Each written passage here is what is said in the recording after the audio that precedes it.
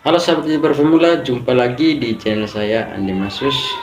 Kali ini saya membahas tentang konten yang layak untuk dimonetisasi dan konten yang tidak layak untuk dimonetisasi.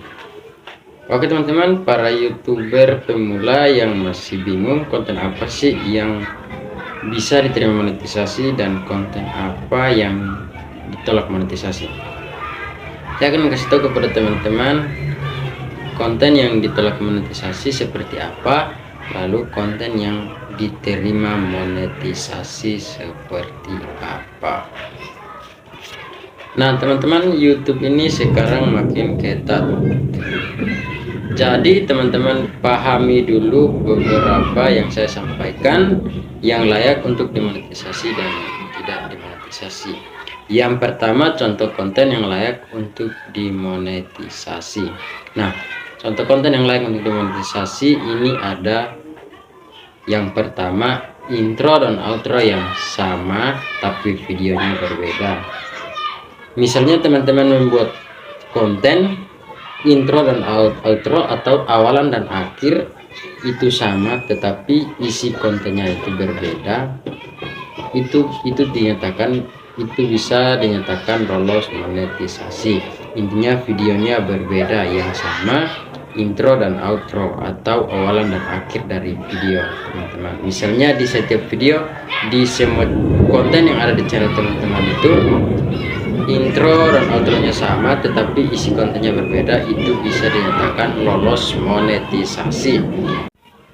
Yang kedua itu ada konten yang mirip tetapi teman-teman membahas apa yang ditampilkan secara khusus. Misalnya teman-teman membuat konten, ada 2 atau 3 konten yang mirip, hampir sama, temanya hampir sama, tetapi di dalam pembahasannya itu ada khusus yang teman-teman sampaikan berbeda dengan yang satu. Nah itu pasti bisa dinyatakan lolos monetisasi, karena misalnya teman-teman tidak mungkin teman-teman membuat konten yang awal meskipun temanya sama tapi bicaranya tidak mungkin sama, pasti ada yang berbeda. Nah itu disebut cara khusus yang teman-teman lakukan sehingga konten awal yang teman-teman buat temanya hampir sama bisa berbeda dengan teman-teman buat konten lagi yang temanya hampir sama. Yang ketiga itu klip singkat yang diedit menjadi satu disertai penjelasannya atau narasi yang ditampilkan. Nah misalnya teman-teman membuat video-video pendek, konten-konten pendek, lalu teman-teman edit gabung menjadi satu konten panjang atau kompilasi. Nah di situ teman-teman menambahkan penjelasan atau teman-teman menambahkan narasi atau teman-teman berhadapan dengan kamera, lalu teman-teman tambahkan dengan konten itu bisa dinyatakan lolos monetisasi. Atau teman-teman membahas tentang apa yang teman-teman tampilkan atau itu yang disebut dengan narasi. Kalau teman-teman membuat konten seperti itu juga bisa dinyatakan lolos monetisasi. Jadi teman-teman pahami beberapa konten yang saya sampaikan yang bisa lolos monetisasi. Yang berikutnya lagi kita berpindah ke konten yang tidak layak untuk dimonetisasi. Nah teman-teman, di sini yang pertama adalah konten yang tidak layak untuk dimonetisasi itu memodifikasi lagu atau merubah nada dan temponya.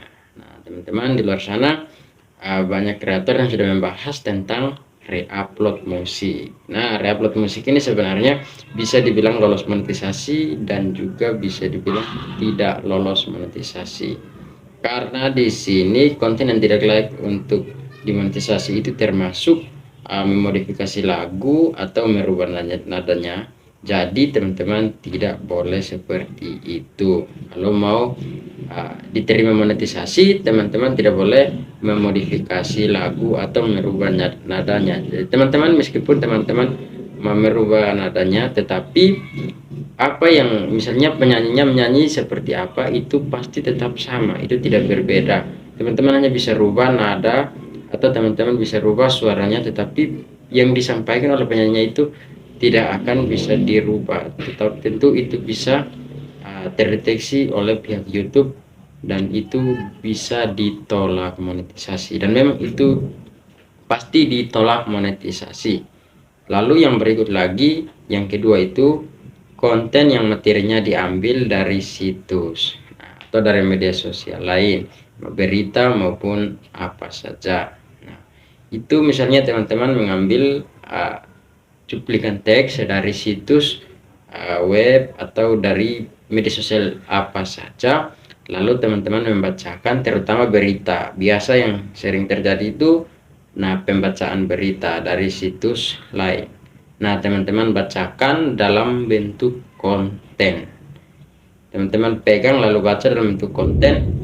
Apa yang disampaikan oleh pengarangnya, teman-teman tidak merubah, lalu teman-teman baca lurus sesuai dengan yang disampaikan oleh yang penulis aslinya. Itu sama sekali ditolak monetisasi. Yang berikut lagi ada menampilkan gambar atau teks tanpa komentar atau narasi. Nah, seperti halnya tadi konten yang like untuk dimonetisasi, itu kita menambah narasi atau penjelasan. Sebaliknya, ini konten yang tidak layak untuk dimonetisasi, itu menampilkan gambar atau teks tanpa komentar atau narasi, itu ditolak monetisasi. Misalnya teman-teman kompilasi gambar atau teks dari situs-situs, lalu teman-teman edit menjadi satu konten, pas teman-teman tampilkan tidak ada penjelasannya. Ini konten ini tidak ada penjelasannya. Konten ini tidak ada narasinya. Itu jelas ditolak monetisasi, karena para penonton tidak mengerti sebenarnya apa yang dibahas. Kalau teman-teman cuma tampilkan kontennya saja, menampilkan gambarnya saja tanpa narasi atau penjelasan, itu penonton tidak bisa memahami apa yang sebenarnya teman-teman buat. Teman-teman, itu yang saya sampaikan mengenai konten yang layak untuk dimonetisasi dengan konten yang tidak layak untuk monetisasi. Nah, tentu semua yang para YouTuber pasti ingin supaya kontennya dimonetisasi. Nah, untuk itu teman-teman simak beberapa hal yang saya sampaikan saja supaya teman-teman bisa capai apa yang teman-teman inginkan. Tentu semua yang ingin menjadi YouTuber pasti harapannya itu lolos monetisasi.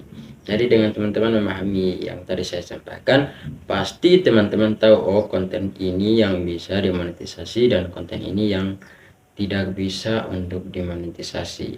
Lalu teman-teman kalau sudah terlanjur seperti itu, hapus, buat ulang konten baru, ataupun teman-teman mau melakukan pengeditan juga di YouTube Studio, itu juga tidak bermasalah.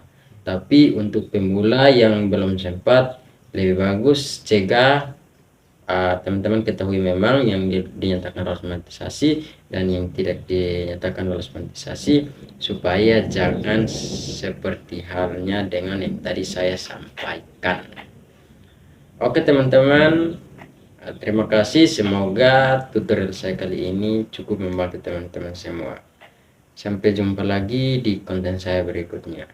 Salam YouTuber pemula.